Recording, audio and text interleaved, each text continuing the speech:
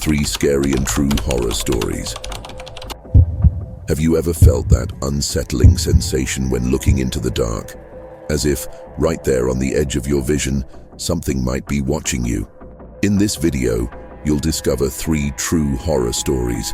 Stories of people who faced the unknown and came out forever marked. Get ready to embark on a journey where the fear of the dark and the silence of the night become your greatest enemies. But if you think nothing can scare you, stay until the end. Because what you will hear today will change the way you perceive silence. And who knows, it might make you think twice before being alone in the dark. Are you ready to face the unknown? Let's begin. Story 1. The abandoned cabin on the lake. The lake was hidden deep within the forest, far from the noise and comfort of civilization. As the group of friends climbed out of their car, they looked around, taking in the vastness of the quiet lake stretching before them. The sun was setting, casting a dim, fading light across the water, giving it an almost silvery sheen.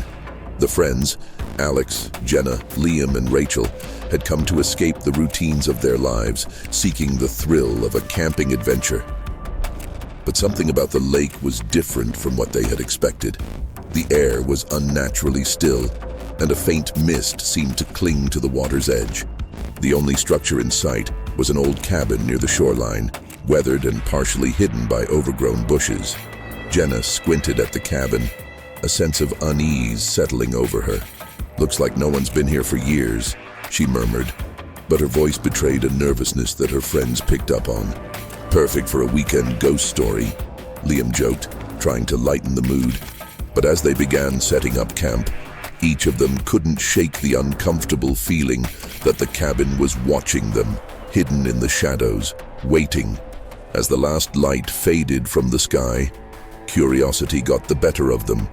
The cabin, with its broken windows and sagging door, stood like a silent guardian over the lake, and none of them could resist its call. Leaving their tents, they ventured toward it, their footsteps crunching softly over dry leaves. Inside, the air was thick and stale, carrying a faint, musty scent.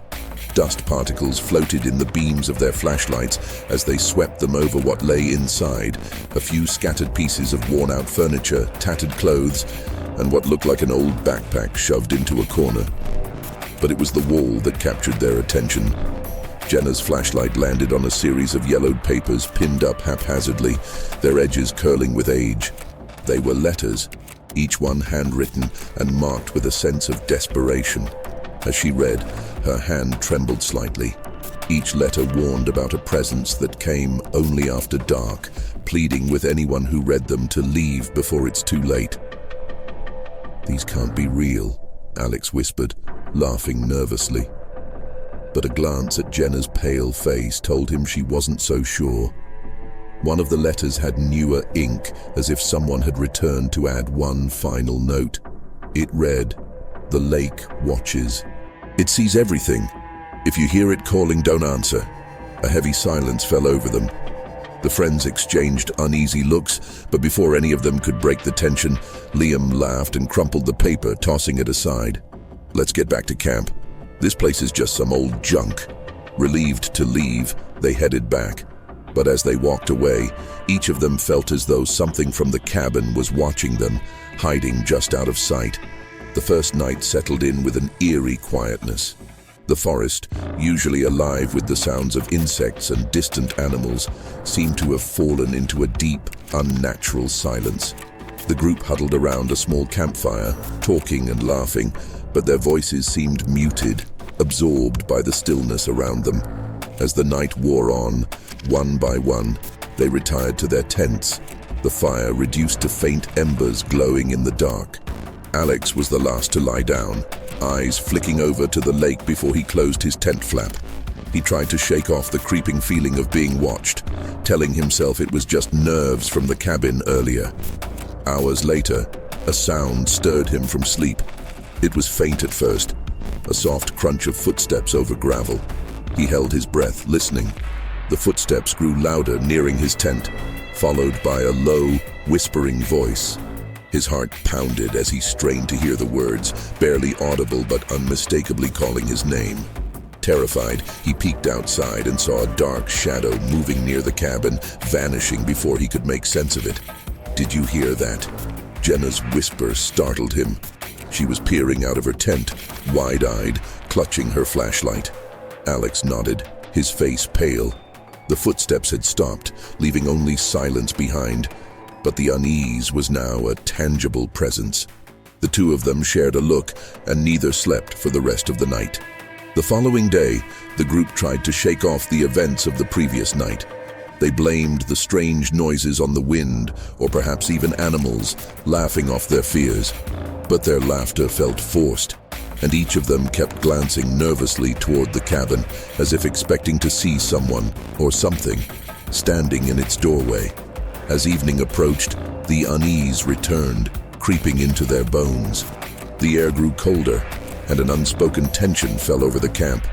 Shadows lengthened across the lake, and soon the only light came from their flashlights and a feeble fire. Then the footsteps returned. Jenna heard them first, freezing as she strained to listen. They were slow, deliberate, crunching closer and closer. She motioned for the others to be silent, and all four of them huddled breathless as the steps moved around the camp, circling them. It was as if someone, or something, was inspecting their setup. Liam took a deep breath, then whispered, "Do you see that?" His hand shook as he pointed toward the water's edge. There, by the lake, was a faint outline, a figure standing completely still, watching them. None of them dared to move or speak. The figure's presence felt like an intrusion, like it was an ancient part of the lake itself, an entity that had been waiting for them. Then, just as suddenly as it appeared, the figure vanished, melting into the night, leaving the friends with their breaths shallow and eyes wide in horror. By the third night, the group was on edge, barely speaking. They spent the day in a restless silence, glancing nervously at the cabin and the surrounding forest, dreading the arrival of dusk. When night fell, the familiar weight of dread settled over them, heavier than before.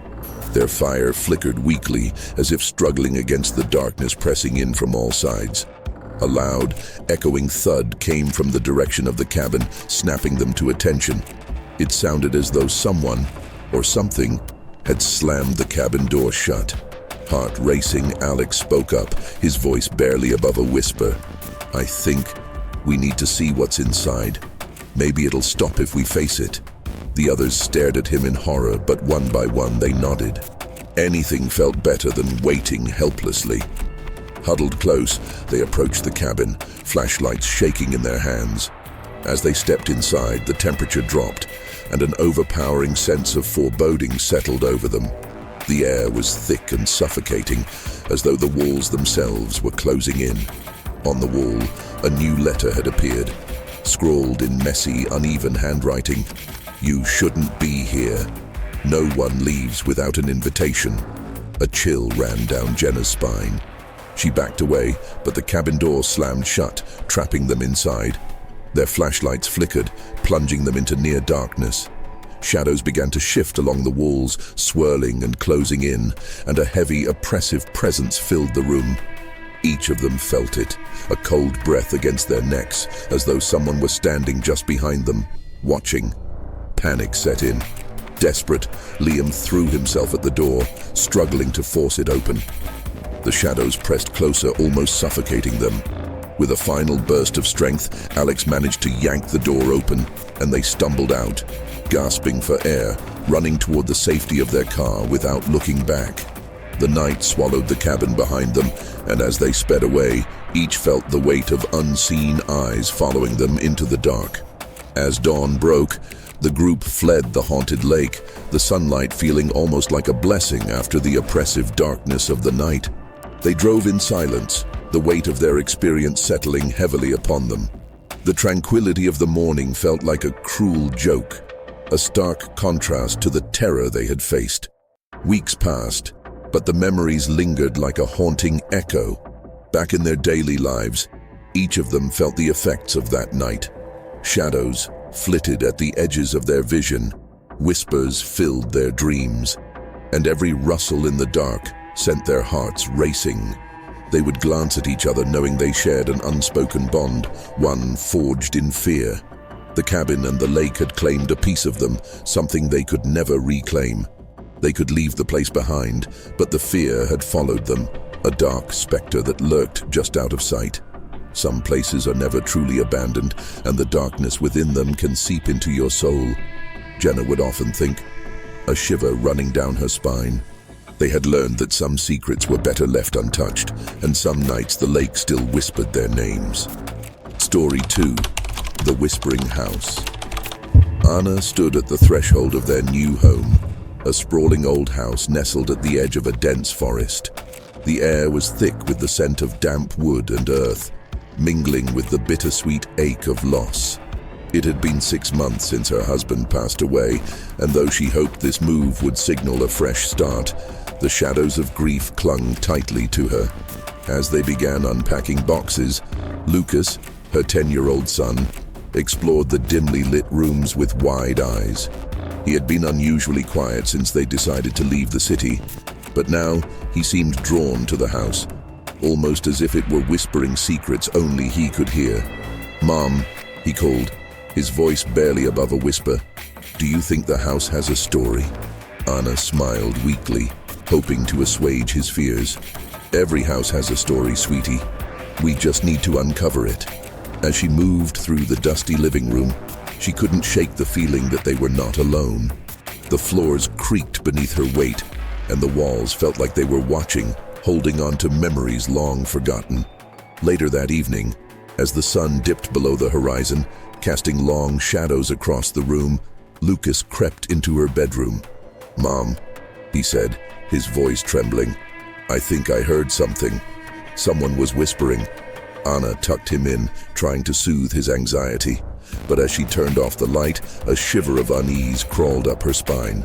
In the days that followed, the unease in the house grew palpable. Anna tried to keep the atmosphere light, filling their new home with laughter and the smells of home-cooked meals, but Lucas remained on edge. He would often pause mid-sentence, his gaze drifting to shadows in the corners, as if he could see things that were beyond her comprehension. One evening, as they settled down for dinner, Lucas's fork clattered to his plate. "Mom, I heard it again," he said, his voice low and serious. "The whispers, they're calling me."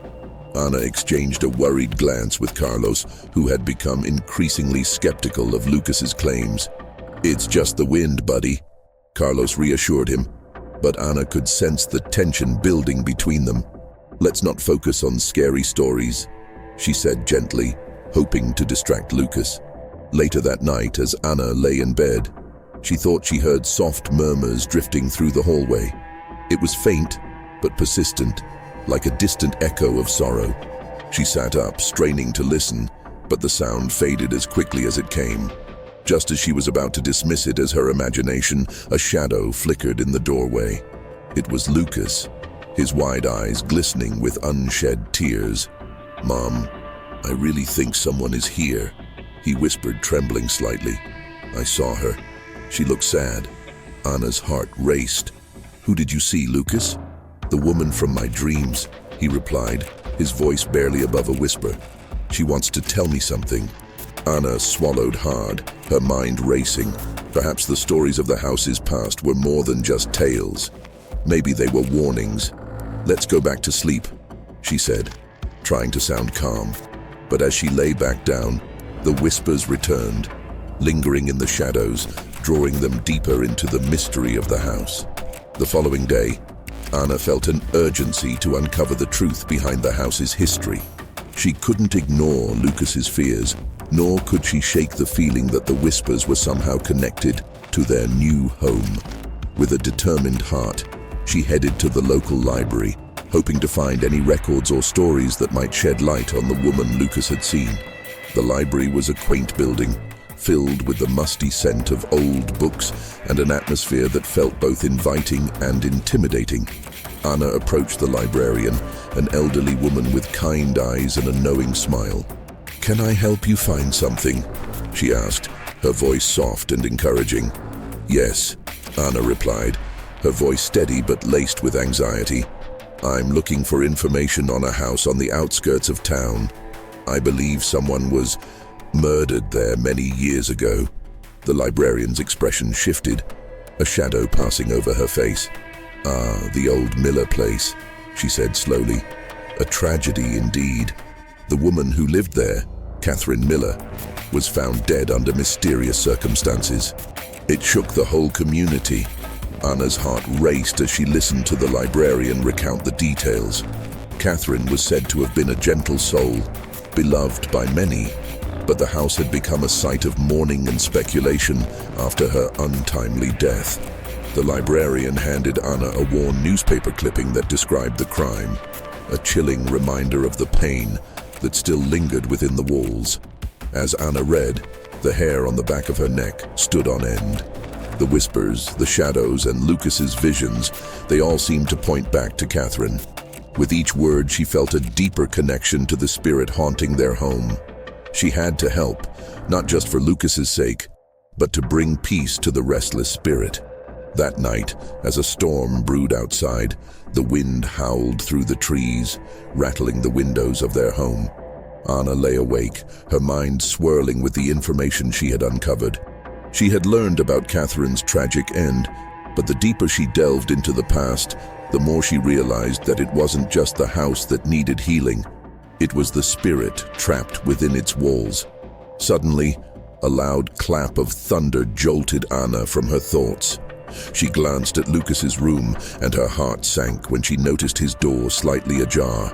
Quietly, she tiptoed down the hallway, the shadows dancing around her, and gently pushed the door open.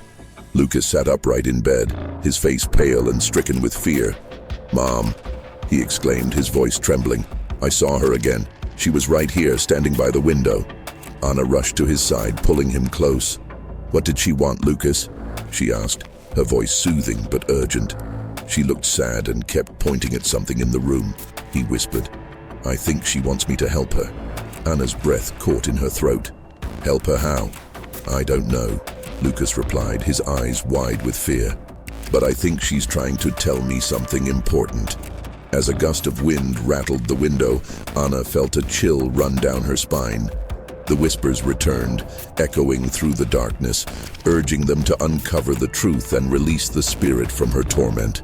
They couldn't ignore it any longer. They needed to confront whatever had happened in the house. The next morning, Anna decided to seek help from someone who might know more about the house's history. She recalled seeing an elderly woman tending to her garden across the street, a neighbor named Donna Maria. Anna had seen her only briefly, but something about her presence felt comforting and wise. Gathering her courage, Anna approached Donna Maria's cottage, a quaint little home adorned with colorful flowers and herbs. As she knocked on the door, the kind-faced woman opened it, her eyes sparkling with warmth. "Ah, Anna, I've been expecting you," Donna Maria said, beckoning her inside. Anna was taken aback by the woman's intuitive greeting. As they sat at the kitchen table, Donna Maria poured 2 cups of herbal tea. "You seek answers about the old Miller house, don't you?" Anna nodded, her heart racing. "Yes, my son has seen something, and I think it has to do with the woman who died there." Donna Maria's expression turned serious. "Catherine Miller was a good woman, but her spirit is trapped. The house holds her sorrow. You must listen to what she wants to tell you. It is the only way to help her find peace." Anna felt a shiver of understanding. She knew then that they were inextricably linked to Catherine's past, and the journey to uncover the truth had truly begun. That evening, the atmosphere in the house shifted as a storm rolled in, dark clouds swirling ominously overhead. Anna felt a mix of dread and determination as she prepared for what she hoped would be a crucial step toward uncovering Catherine's truth. Lucas, though nervous, had shown a newfound resolve. "Mum," he said, clutching a small flashlight, "I think I can help her tonight." Anna nodded, her heart racing. They gathered in the living room, the flickering candlelight casting long shadows against the walls. As thunder rumbled in the distance, Lucas closed his eyes and took a deep breath, channeling the energy he felt. Suddenly, a cold breeze swept through the room, extinguishing the candles. The whispers grew louder, swirling around them, urging them to listen. Lucas's eyes fluttered open and he gasped, his face pale. "She's here. Catherine," Anna whispered into the darkness. "We want to help you. Please tell us what you need." The air grew thick with tension as a shadow materialized at the edge of the room.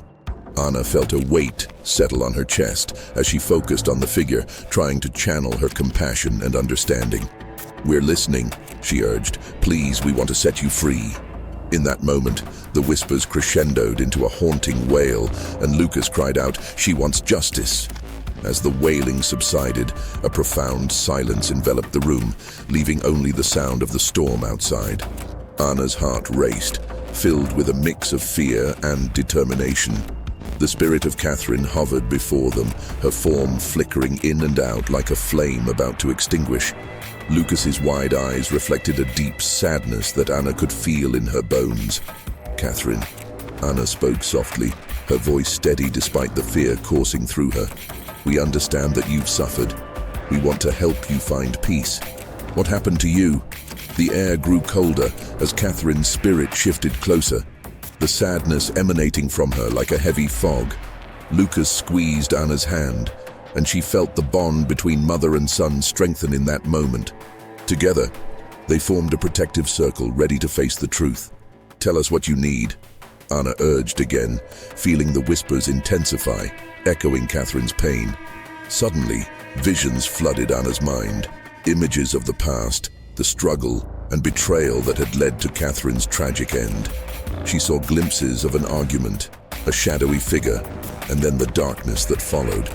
"You were wronged," Anna whispered, realizing the depths of Catherine's anguish. "I'll help you remember," she promised. "Together, we can uncover the truth. You don't have to suffer alone any longer." With those words, Catherine's expression softened, and for the first time, Anna saw a glimmer of hope in her eyes. As Anna and Lucas focused on Catherine's spirit, the tension in the room began to shift. With each word of understanding and compassion, Catherine's sorrowful presence started to fade, her form becoming lighter, ethereal. Anna could feel the weight of years of pain slowly lifting. "Thank you," Catherine whispered, her voice now a soft echo, almost melodic. "Thank you for remembering me." The air shimmered around them, and the whispers turned to sighs of relief, as if the house itself was releasing a breath it had held for far too long. In that moment, Lucas and Anna knew they had freed Catherine from her torment. The atmosphere shifted, becoming warm and inviting, the shadows retreating into the corners. As dawn broke, painting the sky in hues of gold and pink, Anna and Lucas stood together in the living room, feeling a renewed sense of hope. They were no longer just tenants in a haunted house. They had become part of its healing story, ready to embrace their new beginning with open hearts. Story 3: The Child in the Mirror. Clara stepped out of the car, her heart pounding with a mix of anxiety and anticipation. The old Victorian house loomed before her, its peeling paint and sagging porch whispering stories of the past. This was supposed to be a fresh start for her family, but Clara felt a knot of unease tighten in her stomach. The small town was nothing like her vibrant city. Here, the streets were quiet, and the air carried an eerie stillness. As they unloaded the car, her mother chatted about the possibilities that lay ahead, while her father grunted, struggling with a heavy box.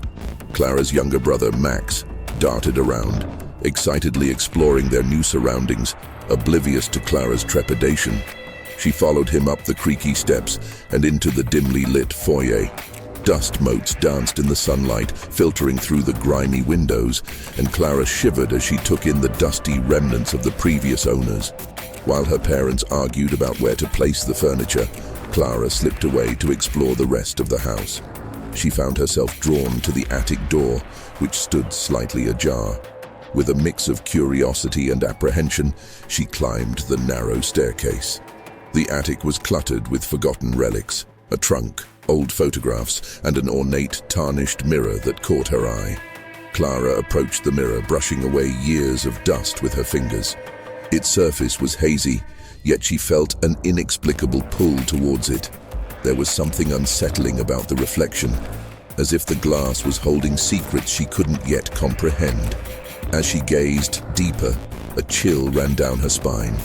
Little did she know, the mirror would soon reveal more than just her own reflection. That night, Clara lay in bed, the silence of the house pressing down on her like a heavy blanket.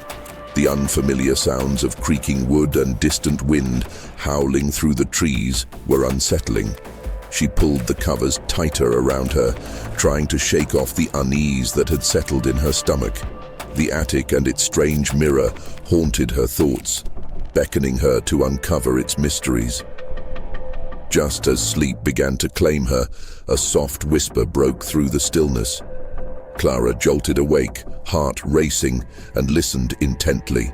The voice was faint, almost musical, weaving through the dark like a gentle breeze.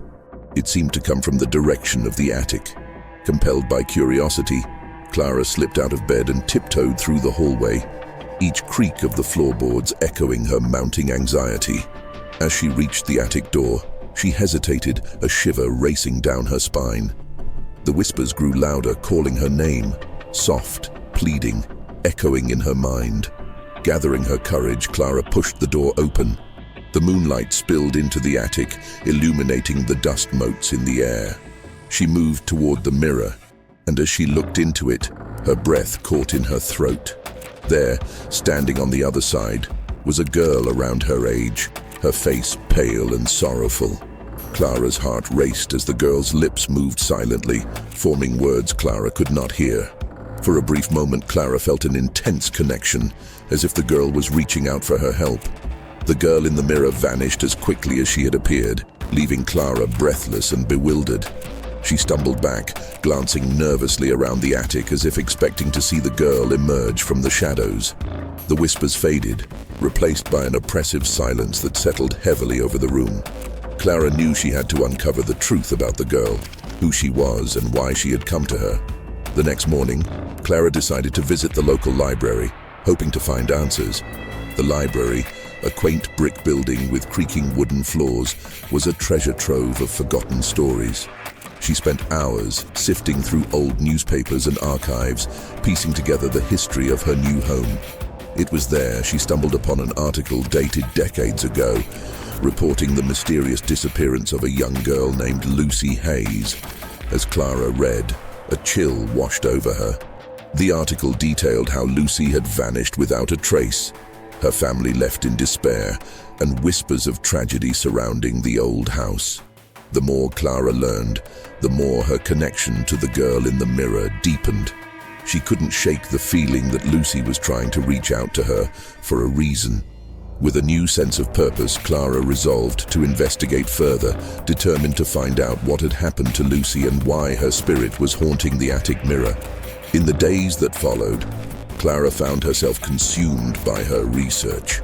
Every moment not spent at school or with her family was dedicated to unraveling Lucy's story. The attic became her sanctuary, a place where she could think, reflect, and listen to the whispers that seemed to grow stronger with each passing night.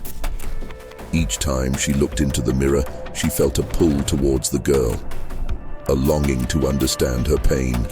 That evening, as darkness cloaked the house, Clara ascended the stairs to the attic with a notebook in hand.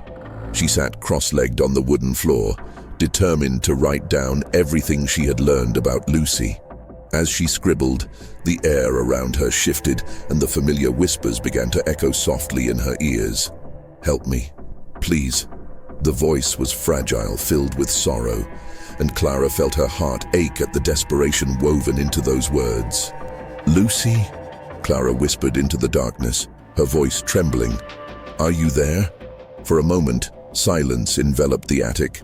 Then, as if in response, the temperature dropped sharply and the mirror's surface rippled. Clara's pulse quickened as the image of Lucy reappeared, her expression a mixture of sadness and hope. "Help me find peace." Lucy's lips formed silently, though Clara felt the urgency behind the words resonating deep within her. It was clear that Lucy's presence was not just a haunting, it was a cry for assistance, a plea for someone to uncover the truth of her tragic past. Determined to honor the spirit's request, Clara vowed to dig deeper, knowing she was the only one who could help Lucy find solace. Clara's resolve solidified with each encounter she had with Lucy. The whispers were becoming more urgent, more desperate, urging her to act before it was too late. Determined to confront the source of Lucy's pain, Clara decided it was time to perform a ritual to communicate directly with the spirit. She gathered candles, a notebook filled with her findings, and a small piece of Lucy's favorite toy, a tattered doll she had found in the attic. Clara felt that it might offer a connection to the child's spirit. That night, Clara set up a makeshift altar in the attic, lighting the candles and placing the doll in front of the mirror. She took a deep breath, her heart pounding in her chest. "Lucy, I'm here to help you," she said softly, hoping her words would reach the child's spirit. "Please show me what I need to do." As the flames flickered, the atmosphere thickened with tension. Shadows danced along the walls, and Clara could feel a presence enveloping her. She closed her eyes and focused, recalling everything she had learned about Lucy's tragic story. Suddenly, a cold breeze swept through the attic, extinguishing the candles, plunging the room into darkness. Clara's heart raced as she opened her eyes. The mirror's surface shimmered, and Lucy's face appeared, now more defined than ever. Clara felt a mixture of fear and empathy. She knew she had to be brave. "I won't leave you," she promised, her voice steady despite the swirling emotions inside her. "Together, we will uncover the truth." The room was cloaked in darkness, but Clara felt a sense of clarity wash over her as she faced Lucy's image in the mirror. The child's eyes, filled with both fear and a longing for peace, pierced through Clara's heart. "I need to know what happened to you, Lucy," she urged softly. "Please, show me." In an instant, the mirror's surface rippled like water disturbed by a stone. Clara was transported into a vivid memory, a scene unfolding before her eyes. She watched as a young Lucy played in the garden, laughter ringing out like music. But then, the laughter turned to silence as shadows loomed over her. Clara's heart sank as she witnessed the harrowing moment of Lucy being taken, the expression of terror frozen on her face. The vision faded, leaving Clara breathless and shaken. "They hurt you," Clara whispered, realization dawning upon her. "You were trying to escape." She understood now. Lucy was trapped, not just in the mirror, but in the trauma of her past. With this knowledge, Clara felt a surge of determination. "I will help you find peace, Lucy. You will not be forgotten," she vowed, ready to confront the darkness that had claimed Lucy's childhood. Clara's heart raced as she processed the weight of Lucy's tragic past. Armed with this newfound knowledge, she knew she had to confront the darkness that had ensnared Lucy's spirit. Determined to set the child free, Clara focused on the promise she had made. "Lucy," she said, her voice steady despite the fear gnawing at her insides. "I understand what happened to you. You don't have to suffer anymore. Together we can release you from this pain." With a deep breath, Clara closed her eyes and envisioned Lucy standing beside her, free from the burdens of her past. She began to chant the words she had found in her research, a mix of ancient prayers meant to guide lost souls to peace. The air around her thickened, charged with energy, and she felt the presence of Lucy growing stronger. As she spoke the final words of the chant, the mirror shimmered violently. A soft, warm light enveloped the attic, and Clara felt an overwhelming sense of love and gratitude. The swirling shadows began to dissipate, and Clara opened her eyes just in time to see Lucy's spirit glowing with a radiant light. "Thank you," Lucy whispered, her voice echoing like a gentle breeze as she began to fade, leaving Clara with a profound sense of peace. The attic was silent now, the heavy weight of sorrow lifted. Clara sat cross-legged on the floor, the remnants of the ritual still buzzing in the air. She looked at the mirror, which now reflected a clear, bright image of herself, devoid of the shadows that had once haunted it. A sense of relief washed over her as she realized Lucy had finally found peace. The next morning, Clara awoke to the warmth of sunlight streaming through her window. For the first time since moving, she felt light-hearted. As she got ready for school, she reflected on her experience and how it had changed her. The fear that once gripped her had transformed into a determination to embrace her new life. At school, Clara found herself engaging more with her classmates. She shared stories about her adventures in the attic and her connection with Lucy. Instead of feeling like an outsider, she began to build friendships, the laughter and camaraderie lifting her spirits. Back at home, Clara noticed the house felt different too. Her family was closer, spending time together over dinner and sharing stories of their day. The haunting memories of the past were replaced with new memories, and the air felt lighter, as if Lucy's presence had filled the space with love rather than sadness. Clara often visited the attic, not out of obligation, but to reflect on her journey. The mirror stood proudly in its place, a reminder of the bond she had formed with Lucy, a bond that would forever change her life.